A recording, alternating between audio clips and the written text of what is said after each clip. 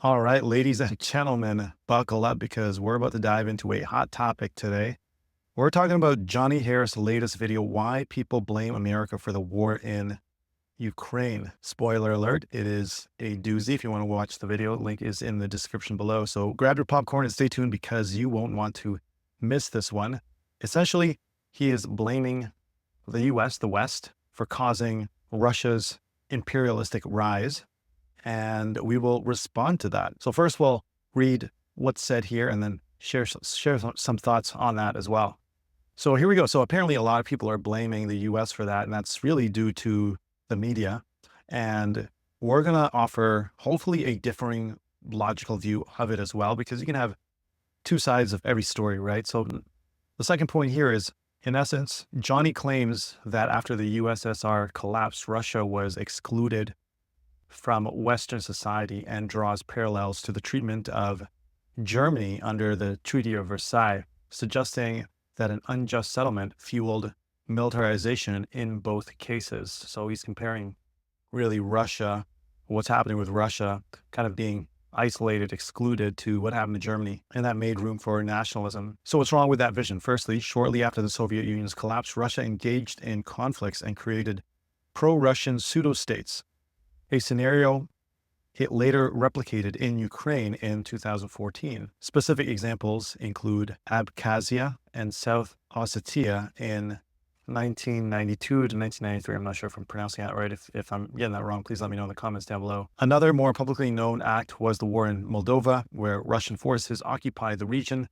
now known as Transnistria, establishing another pro-Russian quasi-state. This occurred in 1992 and had absolutely no connection to NATO. 5 in 1994, when the Chechen Republic pursued independence, mirroring other Soviet republics distancing themselves from Moscow, Boris Yeltsin, then hailed as a Western Democrat, responded with military action against Chechnya. Again, this had nothing to do with NATO. At the time, the United States was in fact providing substantial financial aid to Russia. Between fiscal years 1990 and 1994 alone, USAID obligated $1.4 billion and spent $539 million on programs and projects in Russia. Additionally, there were numerous loans, programs, and economic aid packages totaling billions of dollars.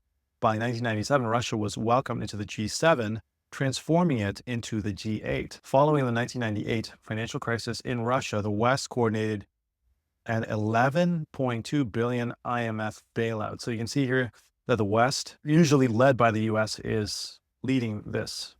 So I want to go into a few points here. Point number one is that, Johnny Harris is claiming that the USSR collapsed. After the collapse, Russia was excluded from Western society, obviously drawing parallels to Germany and the Treaty of Versailles. But one second here, because comparing post-Soviet Russia to Germany, pre-World War II, that's like comparing apples to oranges, or better yet, apples to fruit salad, because we see here, and point well taken, that shortly after the Soviet Union's collapse, Russia was already stirring the pot and engaging in conflict, and the West continued to kind of give it the benefit of the doubt. So it wasn't NATO's doing here. So the analogy really is off base here, because you see the financial support. You see that the West wasn't giving Russia a cold shoulder, so to speak, when it's providing substantial financial aid. That's not exactly ostracizing someone. And that's just the tip of the iceberg, right? Because being welcomed into the G7 is huge, and then turning it eventually being the G8, right? And the 11 billion bailout, that's big. That's very big. Of course, not everything was perfect on the Western side, granted. I agree that the West made certain missteps that undermined its own order. A far more relevant example than the one Johnny provides would be the Iraq War, which violated principles the U.S. itself established. Well, we know what that war was about, right? It was about oil. That said, the main flaw in Johnny's argument is a failure to recognize that NATO expansion wasn't primarily driven by the U.S. It was European states, once occupied by the Soviet Union, Poland, Hungary, Chechnya, Slovakia, Romania, and the Baltic states, that sought membership. So when we're talking about NATO expansion here, a lot of people blame the US for that, but it wasn't. It was really Europe that was pushing for that, especially these states that were formerly part of Russia. They're now floating islands, and they want to belong somewhere, right? They want to know that, hey, you guys got our back, right? You guys got our back. And so that wasn't entirely accurate. What's more accurate is these European states, once being part of the Soviet Union, now want to be members of NATO so that they're not alone in any fight, just in case another war breaks out, or just in case Russia attacks them, right? Because given Russia's ongoing aggression towards its neighbors, their decision was entirely rational and justified to protect their people. I'm sure even their people, their governments were voting for this. And, let's not forget Ukraine. They missed the initial window, but later pursued NATO due to growing concerns about Russian pressure. We remember 2013, the Tuzla Island conflict. That was a wake-up call for Ukraine. So yeah, before we move on to the next point, don't forget to like, subscribe, and let us know your comments down below, or if I'm pronouncing any of these wrong as well. My pronunciation probably off on some of these. The sole reason these nations joined NATO was their fear of Russia, exactly, grounded in the historic consequence of Soviet occupation, given Russia's ongoing aggression towards its neighbors. These countries seized the opportunity when it presented itself. Unfortunately, Ukraine missed the window. Yeah, that's what we're talking about here, the Tuzla Island conflict, right? Russia also tends to shift its narrative in 2014 when Russian troops invaded eastern Ukraine and Crimea. The narrative was that Russia was there to protect its Russian-speaking population.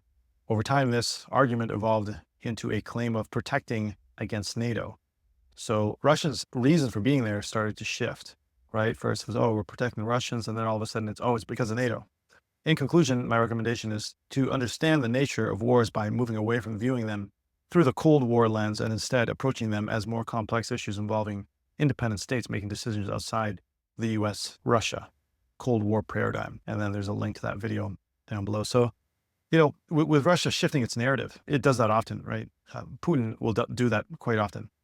And so to understand that the nature of these wars is not just one person doing everything. It's really an amalgamation of so many different factors coming together. And some will say, well, there's CIA operatives, pushing that government towards this. Now I'm from the Philippines, and when we have that as well, people talk about how, the CIA was involved, and that's why we had the People Revolution and the revolution in the Philippines because of this and that. You just never know, right? Let's remember that the nature of wars is it's complex, it's multifaceted. We have to approach these issues with clear understanding of the historical context and the motivations of each nation involved. Yes, including the US, yes, including NATO and everything else.